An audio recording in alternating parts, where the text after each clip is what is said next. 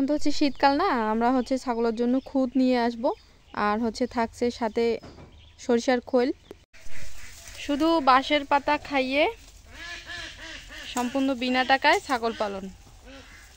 গ্রামের বাড়িতে সব কিছুই সম্ভব, শুধু একটু চেষ্টা করতে হবে এবং বুদ্ধি থাকতে হবে, আর অনেক ধৈর্য এবং পরিশ্রমী হতে হবে। ছাগল পালনে অনেক লাভ এবং ইনভেস্ট কম।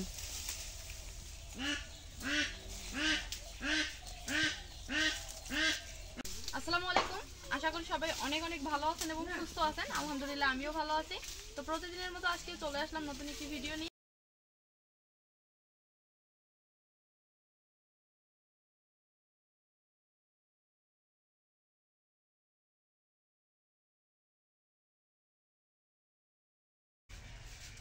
ঘরটা কিন্তু খুবই নোংরা করছে।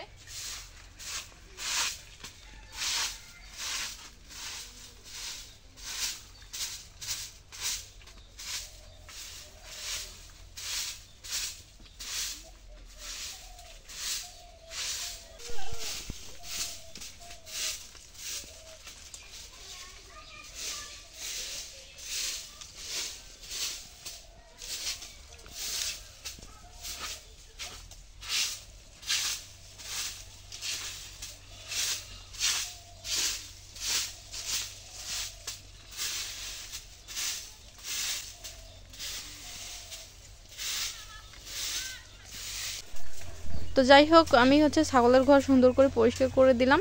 দেওয়ার পর এখন হচ্ছে বাঁশের পাতাগুলো জায়গা মতো সাইজ করে ঝুলাই দিলাম আর কি ছাগলগুলোকে।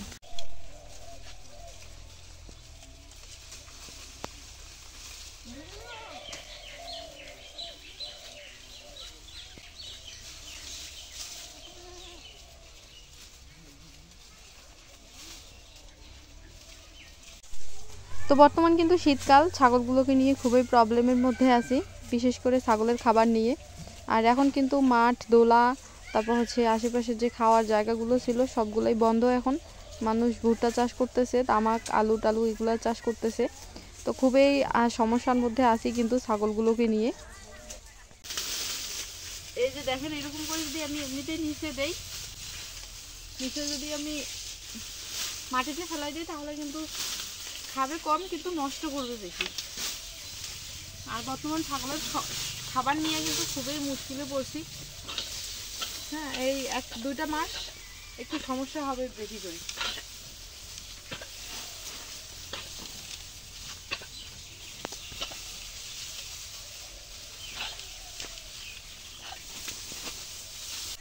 তো শীতকালে ছাগলের হচ্ছে এক্সট্রা যত্ন এবং পরিচর্যা নিতে হবে। আর খাবার দাবারের প্রতি খুবই নজর দিতে হবে, ঠান্ডা পানি দেওয়া যাবে না। আর অবশ্যই চেষ্টা করবেন যে ছাগল সবসময় শুকনা খাবার দিতে। হ্যাঁ, ভিজা খাবার দিবেন না, নাহলে কিন্তু ওই খাবার থেকে ছাগল ঠান্ডা লেগে যাবে ছাগলগুলোকে। আর ঠান্ডা লাগলে কিন্তু জ্বর সর্দি কাশি হতে পারে।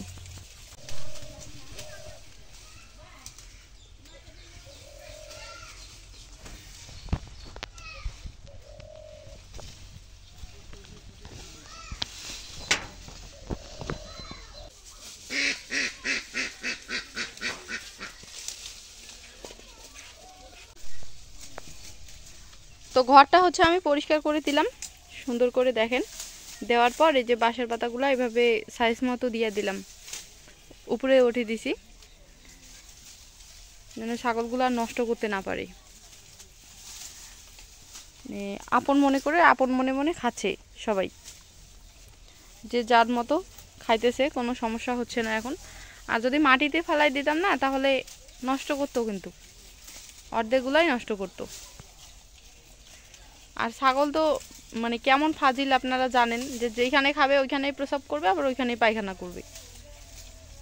এদের তো এই বদ অভ্যেসটা আছে, এই জন্য এই সিস্টেম করে দিলাম আর কি। দেখেন এখন কিন্তু অনেক সুন্দর হয়েছে।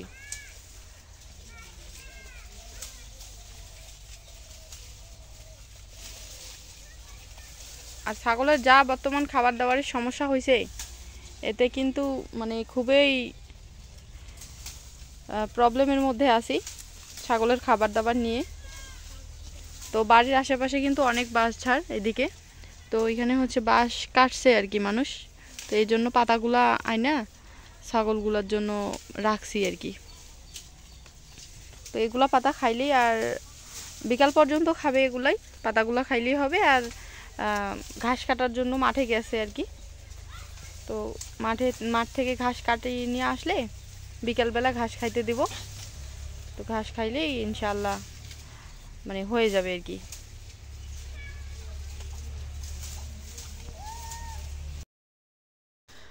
তো চলে আসলাম বিকালবেলা, এখন কিন্তু 4টা বাজে।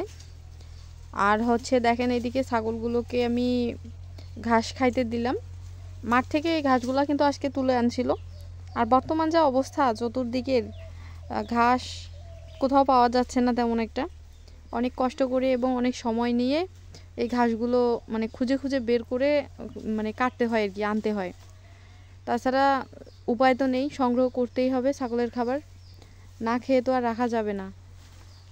তো যাই হোক, হচ্ছে আমরা ইনশাল্লাহ ছাগলের জন্য ভুট্টা লাগাইছি। তারপর হচ্ছে ওখান থেকে মানে প্রথম জাস্ট 2 মাস একটু, এই যে ডিসেম্বর মাসটা আর জানুয়ারি মাসটা, এই 2টা মাস একটু সমস্যা হবেই কিন্তু ছাগলের খাবার দাবার নিয়ে।